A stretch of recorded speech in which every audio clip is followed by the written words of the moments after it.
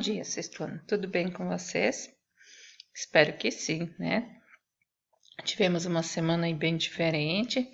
Eu espero que tenham gostado. O prof amou do jeito que a gente está fazendo agora, né? Eu espero que vocês também tenham gostado.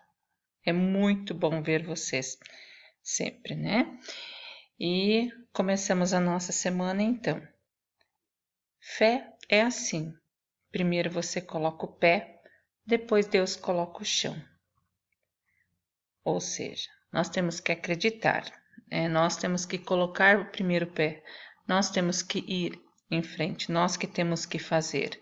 E depois Deus sustenta as nossas ações. Mas essas ações são ações o quê? Ações corretas, ações ordeiras.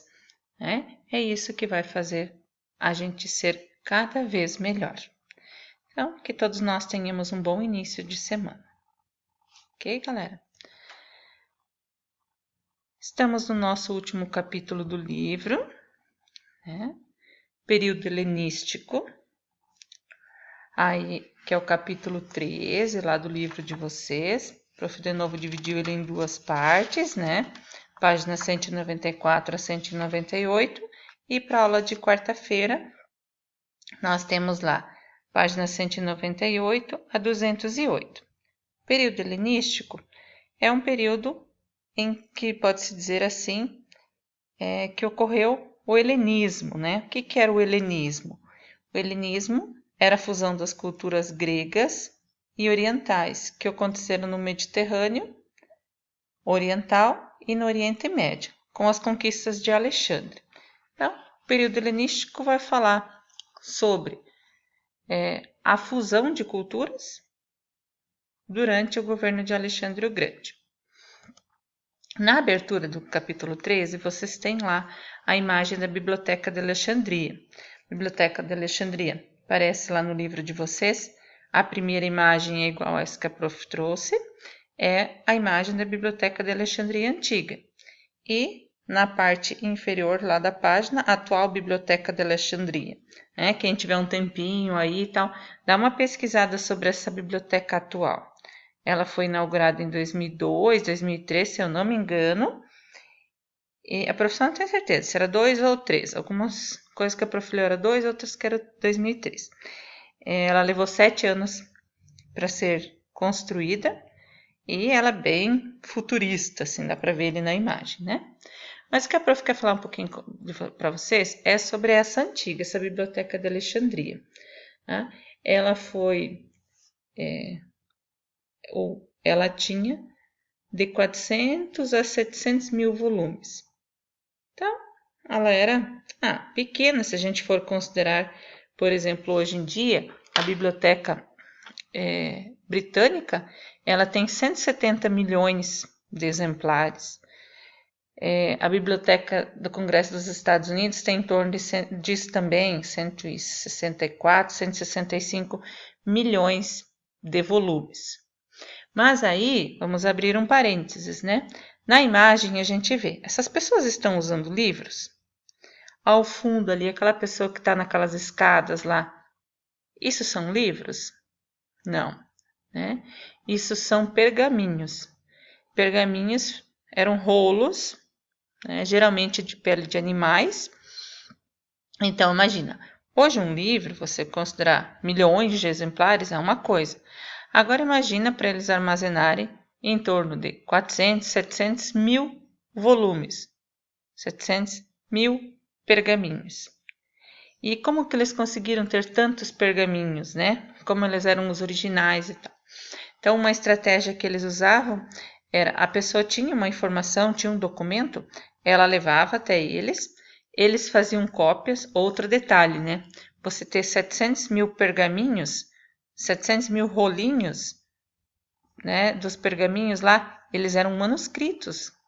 Não existia impressora para fazer isso. Então, cada documento era manualmente feito. Geralmente só existia um exemplar. E aí que a prof falou, a pessoa levava lá um determinado documento, uma determinada informação que ela tinha. O que eles faziam? Os escribas, lembram lá que a gente já estudou? Os escribas, aqueles que sabiam ler e escrever, eles copiavam esse material e, infelizmente, o dono tinha que se contentar com a cópia, né? Os originais ficavam aí. Aí essa biblioteca de Alexandria foi destruída. Então tem diferentes versões sobre o fim dela. Uma delas é que teria sido incendiado antes de Cristo já, por um ataque que teria sofrido num porto, e essas chamas teriam chegado até a biblioteca.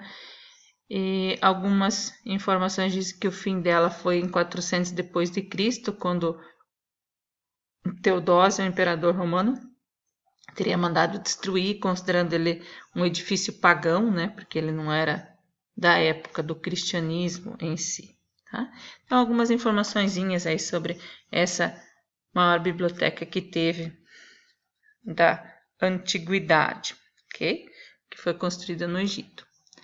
A expansão macedônica. Após a Guerra do Peloponeso, diversas polis, como Atenas e Esparta, acabaram enfraquecidas. Isso a gente já falou na aula passada, né?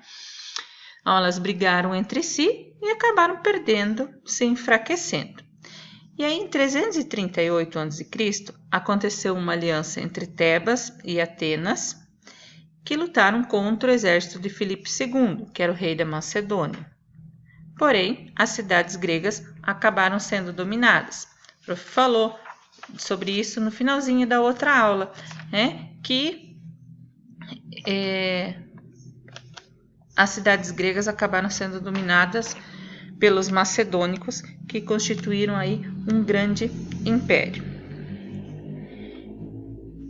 Esse domínio, essa conquista, ela aconteceu então na Batalha de Queroneia, essa que a prof falou aqui, né, anteriormente, sobre essa aliança que foi feita entre Tebas e Atenas para tentar eliminar os macedônicos, né?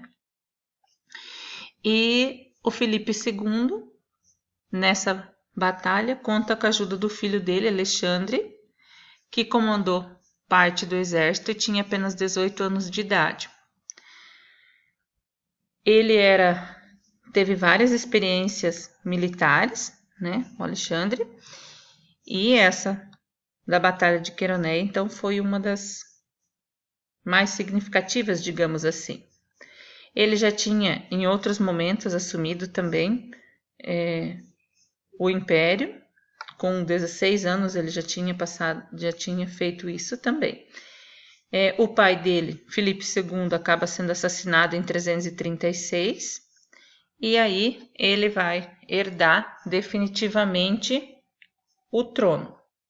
Inclusive, ele acaba executando o assassino do pai dele, que, segundo algumas versões, teria sido não um amigo, mas assim, alguém da convivência do pai. Tá? Enquanto ele esteve no poder, ele fez aí várias conquistas militares, né? Ele continuou fazendo aquilo que o próprio pai já tinha começado, digamos assim, né? E aí, esse expansionismo macedônico, de certa forma, acaba acontecendo, né? Por causa da Guerra do Peloponeso, lembram lá que Atenas e Esparta brigam entre si, e aí eles acabam se enfraquecendo, e isso dá margem para os macedônicos dominarem. Quais foram os principais nomes dessa expansão macedônica? Então, o Filipe II e o Alexandre o Grande, que era pai e filho. Beleza? Isso é uma dica aí para a atividade do livro, tá? Os dois principais nomes da expansão macedônica: Filipe II e Alexandre o Grande. Filipe é o pai e Alexandre é o filho. Okay? Qual era a estratégia de dominação de Alexandre o Grande? A ideia principal de Alexandre era o quê? Ele dominava um território, né, e fazia aliança com a elite dos povos vencidos. E dessa forma ele acabava assimilando alguns costumes locais. Lembra? Período helenístico, um período do helenismo, de fusão da cultura grega com as demais. Tá? E isso ele vai estar, então, com essa atitude, ele acaba conquistando, de certa forma, a simpatia de muitos povos. E algumas delas até via ele como um libertador. Tipo, se eles estavam sendo ameaçados por outro, né, ele acabava tendo vantagens, acabava sendo favorecido, digamos assim, né? Durante o reinado dele, ele deu seguimento à ideia de construir uma imagem de mito. E nessa imagem de mito, ele vai se considerar aí, né, um descendente de heróis da mitologia grega, como Hércules e Aquiles, ou mesmo se considerava um filho de Zeus. E aí, o que a prof quer chamar a atenção, né, em relação a isso daí? Que a forma de domínio dele favoreceu também essa expansão, né? O Império Macedônico foi o segundo maior império, né? Só perdeu para o Império Romano. Então, significa que ele tinha feito muita coisa aí para conseguir, né, conquistar o seu povo aí. Todos lá com o livro na mão? Espero que sim, né? Então, aqui, repetindo, a estratégia de ocupação do Alexandre o Grande incluía o quê? Aliança com as elites dos povos que ele dominava. E ele também procurava criar uma imagem de herói. E para essa imagem de herói, ele associava a figura dele, né, a personagens da mitologia grega como Hércules e o Aquiles. Quem está com o livro aí já entendeu, né, por que tem essas palavrinhas aí em destaque e assim por diante. Né, galera? O declínio de um império e a formação dos reinos helenísticos. Então aí, né, pensar como administrar um vasto império. Essa era uma das preocupações, uma das maiores preocupações dos governantes da antiguidade. Né? Quanto mais território eles conquistavam, e como que eles vão fazer para manter um controle sobre todas as terras que eles conquistaram. Aí o que o Alexandre fazia? Ele exigia ser tratado como um soberano.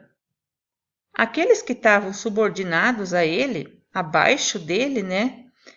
Eles eram considerados pessoas de confiança, sempre de extrema confiança, e eles fiscalizavam tudo o que tinha, todo o território dele.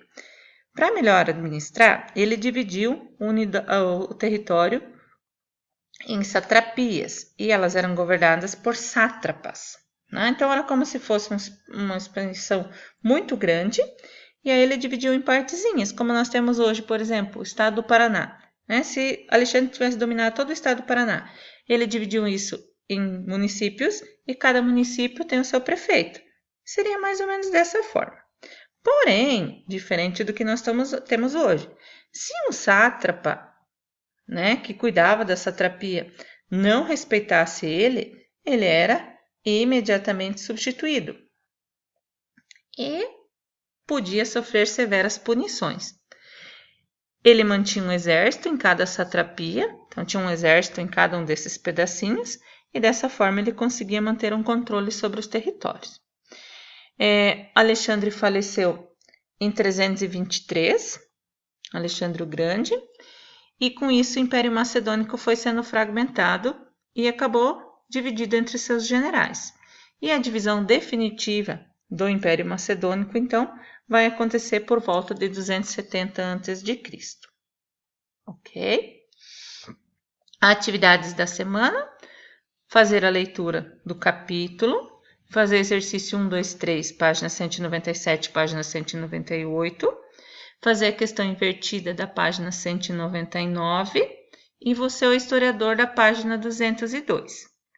E para postar no AVA, vocês vão postar a foto lá do você é o historiador da página 202.